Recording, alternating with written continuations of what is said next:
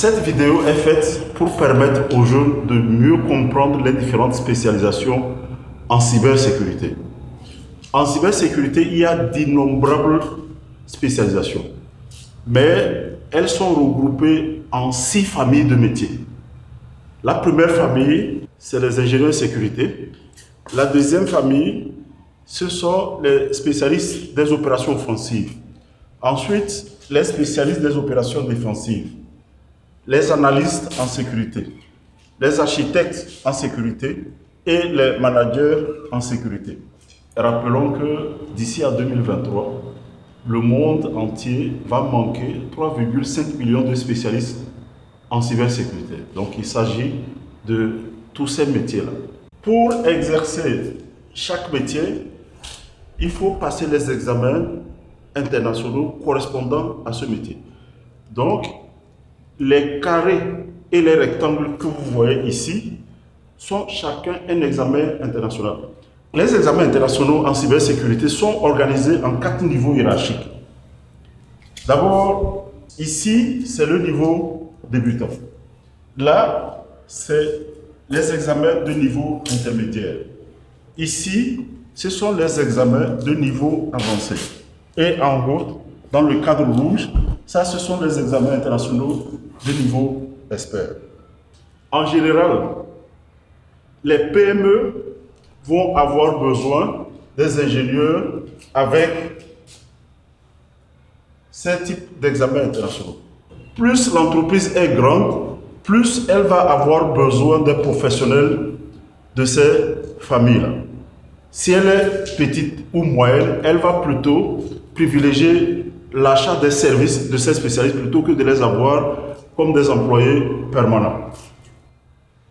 La manière dont on organise les ingénieurs et les différents spécialistes en sécurité pour défendre les entreprises ressemble à ce qui se fait au niveau de l'armée. Dans l'armée, c'est un peu comme les soldats du génie. Ils vont créer les tranchées, ils vont construire les bunkers, cacher des canons pointés vers la direction de l'ennemi, ils vont placer les radars.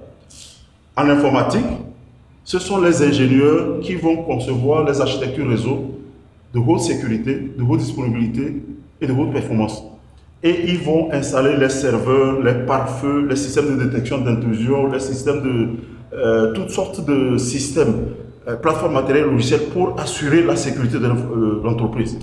Ils vont avoir les compétences qui sont dépictées ici. Dans cette première famille qu'on appelle les ingénieurs de sécurité, il y a 1, 2, 3, 4, 5, 6 familles, 5 sous-familles. Les entreprises qui ont l'essentiel de leurs solutions, ça veut dire que les logiciels de gestion d'entreprise, toutes les solutions pour lesquelles elles ont informatisé leur processus de gestion, lorsque ces solutions-là se trouvent sur le site de leur entreprise, en ce moment-là, elles vont avoir besoin de ces 4 sous-familles de compétences. Mais de plus en plus d'entreprises, pour l'instant en Afrique, l'essentiel des entreprises ont leurs solutions hébergées sur le site, d'accord? Mais de plus en plus, on va migrer, le monde va migrer vers une architecture où les entreprises hébergent l'essentiel de leurs solutions sur le cloud, d'accord? Et là, auront besoin des compétences ici. La deuxième famille de spécialistes en cybersécurité, c'est les chargés des opérations offensives. Ce sont les compétences en rouge qui cherchent les experts ayant les compétences rouges. Ce sont les États qui veulent bâtir une capacité offensive en cybersécurité. Si vous voulez développer l'expertise dans ce domaine, sachez que si votre État, votre pays lui-même ne souhaite pas développer une capacité offensive, vous risquez d'avoir des problèmes pour vous faire accepter comme employé par des États dont vous n'avez pas la nationalité. Parce que c'est une affaire de secret, n'est-ce pas? Par contre, les compétences rouges de ce niveau-là, du niveau intermédiaire, sont très demandées dans toutes les entreprises. C'est-à-dire que quand on mène des opérations de sécurisation, on a besoin d'un spécialiste avec cette compétence-là pour simuler des attaques, afin d'évaluer la robustesse des solutions de sécurité qu'on vient de déployer. Donc, le Pentest Plus plus CEH, c'est des compétences qui sont très demandées, même pas par les États, mais par toutes les entreprises. Troisième famille, ce sont les spécialistes des opérations défensives. Vous savez, dans un conflit, quelle que soit la puissance et le niveau d'organisation d'une armée, il y a toujours des blessés, parfois même des morts.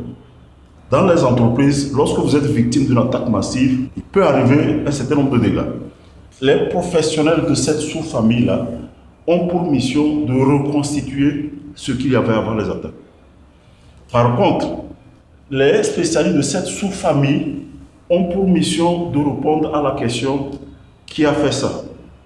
Il faut remonter jusqu'à la source pour savoir d'où vient l'attaque. Donc, ceux qui sont chargés de reconstituer les situations lorsque une entreprise a été victime d'une attaque, ça, c'est cette sous-famille-là, avec les compétences bleues.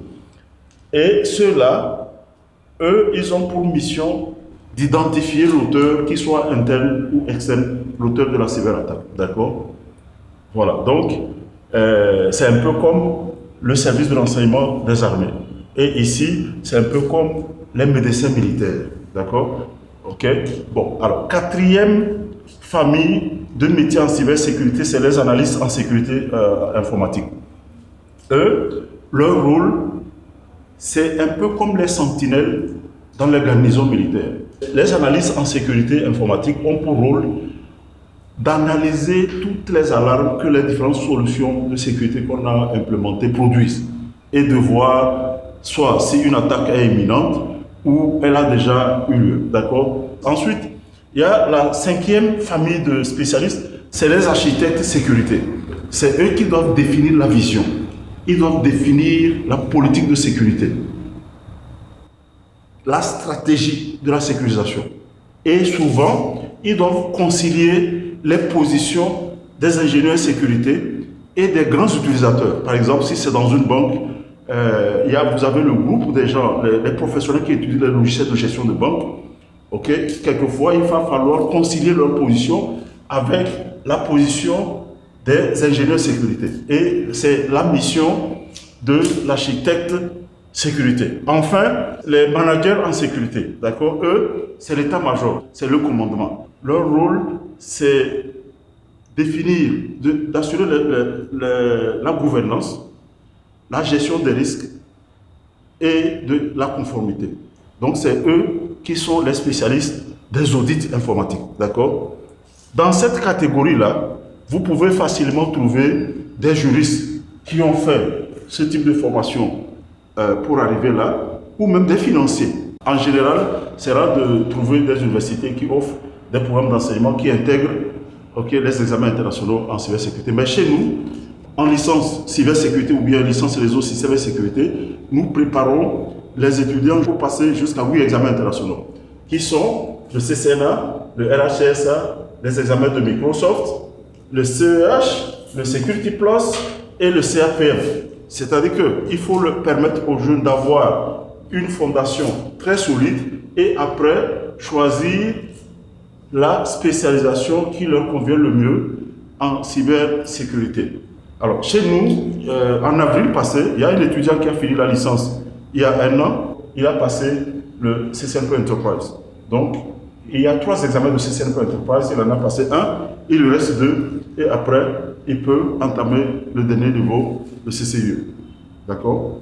Donc, voilà, les jeunes ont aujourd'hui l'essentiel des informations pour pouvoir choisir une spécialisation en cybersécurité. Je vous remercie.